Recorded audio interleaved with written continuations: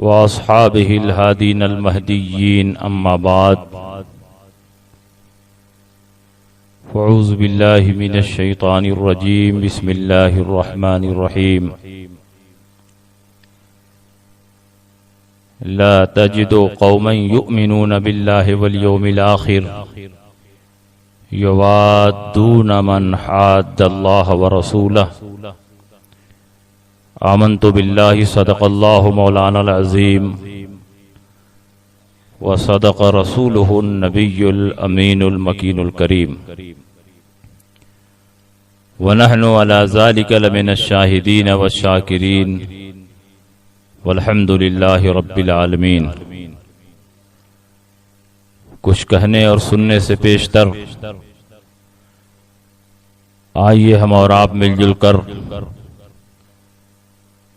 انتہائی خلوص و محبت اور احترام و عقیدت کے ساتھ گنبد خضرا میں آرام فرمانے والے آقا و مولا مدنی تاجدار دونوں عالم کے مالک و مختار سید ابرار و اخیار جناب احمد مجتبی محمد مصطفیٰ صلی اللہ علیہ وسلم کی بارگاہ میں جھوم جھوم کر درود شریف کا نذرانہ عقیدت پیش کریں اور پڑھیں اللہم صلی علی سیدنا و شفیعنا و حبیبنا و مولانا محمد و بارک وسلم صلاۃ و سلاما علیک یا رسول اللہ صلی اللہ تعالی علیہ وسلم۔ حضرات، آج کا یہ عظیم الشان اجلاس جو جشن امام احمد رضا اور جشن 100 سالہ کے نام سے موسوم ہے، جس میں ملک کی مشہور و معروف خاتم النبیین کا کون سا معنی بیان کیا، صحابہ نے خاتم النبیین کا کون سا معنی بیان کیا۔ قرآن عظیم میں اللہ نے فرمایا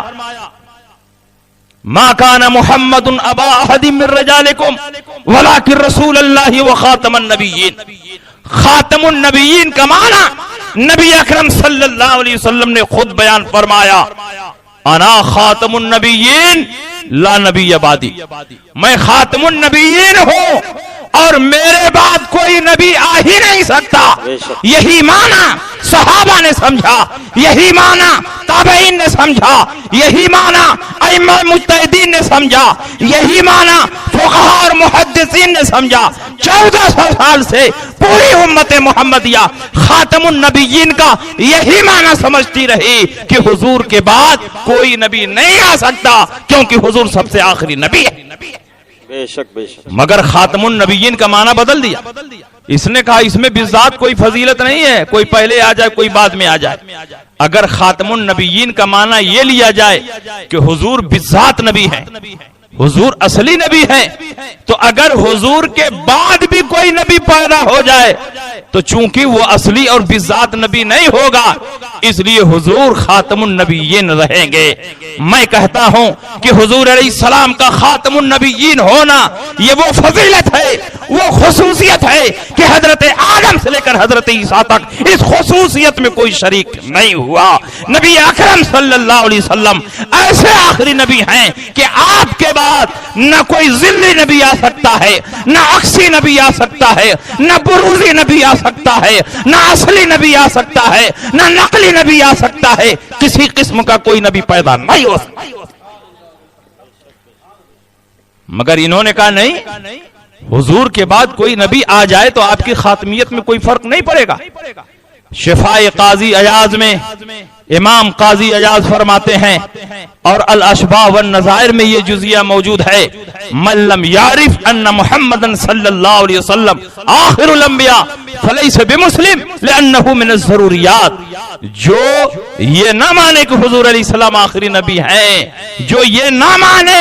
تو وہ شخص مسلمان ہی نہیں ہے، کیونکہ نبی کو آخری نبی ماننا یہ ضروریات دین سے ہے، اور جو نبی اکرم صلی اللہ علیہ وسلم کو آخری نبی نہیں مانتا وہ ضروریات دین میں سے ایک امر ضروری کا انکار کر رہا ہے، اور ضرورت دینی کا انکار کرنے کی وجہ سے آدمی کافر و مرتد ہو جاتا ہے، لاکھ نمازیں پڑھے، روزہ رکھے، قرآن کی تلاوت کرے، لیکن جب تک تمام ضروریات دین پر ایمان نہ ہو اس وقت تک وہ مسلمان نہیں ہو سکتا۔ بے شک حق سبحان۔ انہوں نے صرف اتنا لکھا کہ نبی کے بعد کوئی نبی آ سکتا ہے۔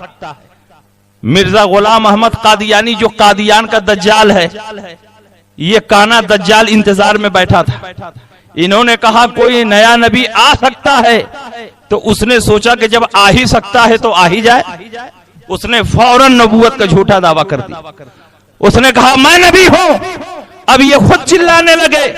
کہ تم کافر ہو گئے، مرتد ہو گئے۔ اس نے کہا تم نے تو خود اپنی کتاب تحذیر الناس میں لکھا ہے کہ حضور کے بعد کوئی نیا